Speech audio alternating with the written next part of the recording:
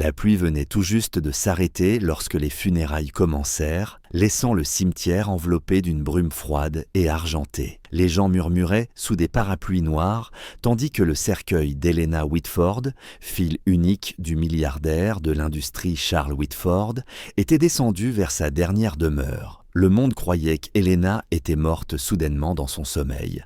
Ses parents étaient anéantis, ses amis sous le choc. Mais au moment précis où le prêtre leva la main pour donner la dernière bénédiction, un homme vêtu d'un uniforme de collecteur d'ordures vert fluo, usé, trébucha en avant, ses bottes s'enfonçant dans l'herbe détrempée. Ses vêtements étaient tachés, ses mains tremblaient et son visage, livide, exprimait l'urgence. C'était Matteo Reyes, le discret agent de nettoyage que personne ne remarquait jamais. Et pourtant, à cet instant, tout le monde se figea lorsqu'il pointa le cercueil d'un geste tremblant mais assuré. « Elle n'est pas morte, si vous croyez en la bonté, au miracle et aux secondes chances. » Les endeuillés se raidèrent tandis que Matteo restait là, trempé de pluie et de peur, mais poussé par quelque chose de plus profond que l'orgueil ou l'hésitation. Il n'était pas un homme habitué à parler devant des foules riches ou des familles puissantes. Il vivait dans l'ombre d'une société qui le remarquait à peine.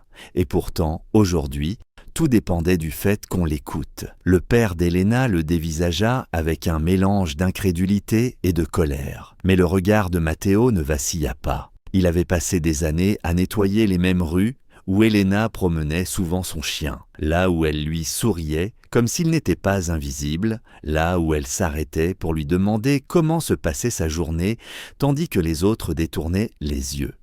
Elle était la seule personne à l'avoir jamais traité comme un être humain. Et il savait quelque chose sur son état, que personne d'autre ne semblait avoir remarqué. Matteo raconta la nuit où il avait trouvé Helena affaissée sur un banc de parc, pâle, mais respirant faiblement. Il avait appelé une ambulance, était resté à ses côtés et avait insisté pour que les ambulanciers vérifient son pouls 2 fois, tant il était faible, presque imperceptible toutes les quelques secondes. Il se souvenait qu'un médecin avait évoqué une maladie rare provoquant des comas temporaires aux signes de vie presque indétectables.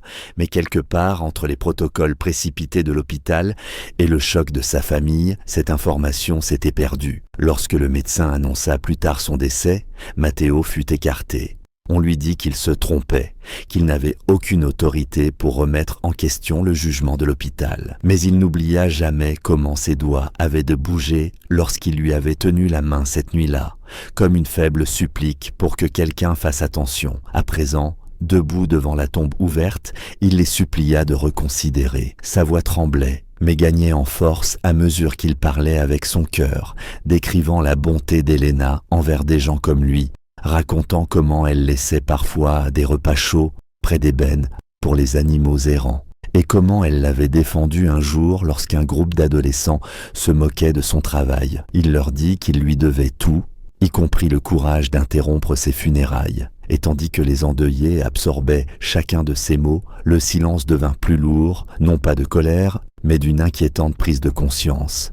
Peut-être que cet homme brisé, dans son uniforme sale, voyait quelque chose qu'eux n'avaient pas vu. Le prêtre fit signe d'ouvrir à nouveau le couvercle du cercueil, malgré les objections de quelques proches nerveux. Charles Whitford, ébranlé par la profondeur de la conviction de Matteo, hocha la tête à contre-cœur. Le couvercle se souleva lentement, révélant le visage serein d'Helena, ses cheveux auburn reposant délicatement autour d'elle. Sa mère porta la main à sa bouche, se préparant à rien d'autre qu'à un nouveau déchirement du cœur. Mais Matteo s'avança, regardant de très près. Il les pressa de placer un petit miroir sous son nez. Pendant un instant suspendu, retenant le souffle, rien ne se produisit. Puis, si faiblement que cela semblait être une illusion, une minuscule buée effleura le coin du verre. Le chaos éclata. Des médecins présents parmi les invités aux funérailles furent appelés.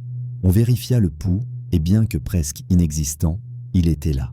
Helena fut emmenée d'urgence hors du cimetière, dans un tourbillon de cris, de pas précipités et de genoux qui s'effondraient. Matteo resta figé tandis que l'ambulance s'éloignait à toute vitesse, le cœur battant, non pas de peur, mais d'un espoir fragile d'avoir peut-être sauvé sa vie.